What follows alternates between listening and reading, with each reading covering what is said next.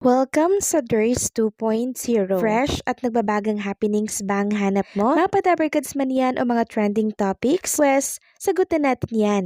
Kaya naman isubscribe nyo na ang ating channel para sa mga nagbabagang balita everyday. Welcome back again sa ating YouTube channel mga Kadabarkads, and for tonight's video ang pag-uusapan natin ay tungkol sa mga importanteng kaganapan sa loob at sa labas ng Itbulaga. Pag-uusapan din natin ang first of many endorsement nitong si Bimby mga Kadabarkads. Para saan nga kaya ito at kasama kaya dito si Raisa May Dizon? Nako, yan ang pag-uusapan at tatalakayin natin mamaya. Pero bago po ang lahat, pag-usapan muna natin ang naging kaganapan kanina sa Itbulaga na kung saan ay kinagiliwan at kinaaliwan po ng mga Dabarkads natin ang ginawa ni Raisa May Dizon. So kanina, rumampa nga po ang mga Dabarkads host natin, 'di ba? Kabilang dito si Raisa May Dizon na talaga namang isinigaw niya po ang apelyido ni Bimby kakabit ang kanyang pangalan na Raisa May Cuangco Aquino na talaga namang kinakiligan po ng lahat.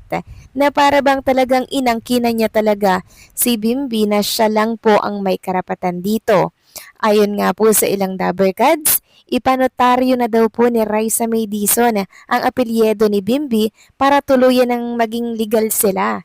Sayang nga lang mga Kadabarkads dahil walang Bimby kanina, mas masaya at kompleto sana ang kasiyahan ng mga Dabarkads at televiewers natin. At dahil nga po sa kaganapan na yan kanina, naungkat tuloy at binalikan ng ilang netizen ang issue po kay Karen Aistrup and syempre kay Bimby. Ayon sa kanila, sana daw po itigilan na po ang pag-i-issue at pagdidikit ng pangalan kay Karen dito po kay Bimby mga Kadabarkads dahil para na pong kapatid ang turing ni Bimby kay Karen. Kung inyo nga po napanood yung video or live nila, bunso daw po itong si Karen mga Kadabarkads. Kaya wag na po nating lagyan ng kulay or kahulugan ang mga nakikita at napapanood natin sa telebisyon. May kaugnayan po kay Bimby and kay Karen Aistrup.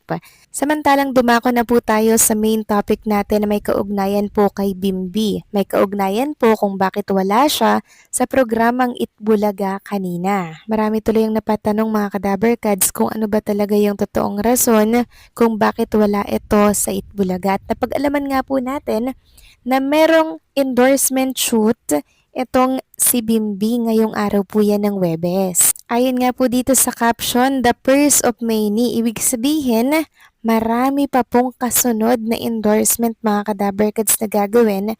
Ito pong si Bimby. Sabi nga dito, congrats on your first solo endorsement shoot, Bimb. So meaning, si Bimby lang po ang present dito sa endorsement shoot.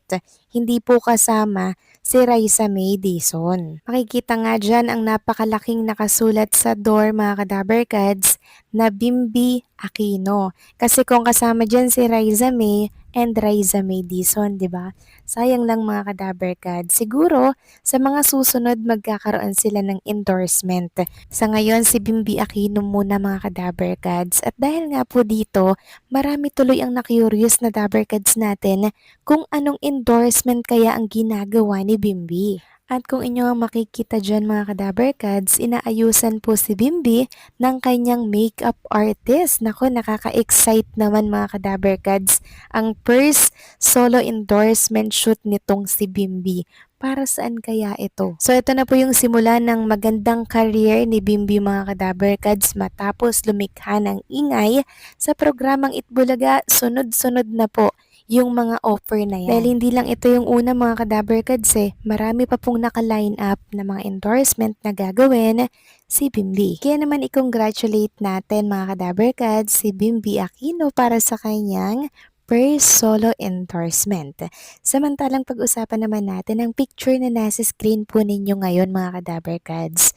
So ito'y pinag-uusapan ngayon sa mundo po ng social media. Kasi tingnan nyo naman po yung mga tingin ni Raisa May dito po kay Bimby na talagang ang lagit po ng kanyang tingin mga Kadabarkads. Tingnan nyo, marami tuloy ang nagsasabi na parang nahuhulog na ang loob ni Raisa May kay Bimby. Nako, sana nga po magkatotoo na to mga Kadabarkads nang sa ganun, mapanindigan po nila yung kilig ng mga lola, ng mga titas, at natin mga kadaver gods.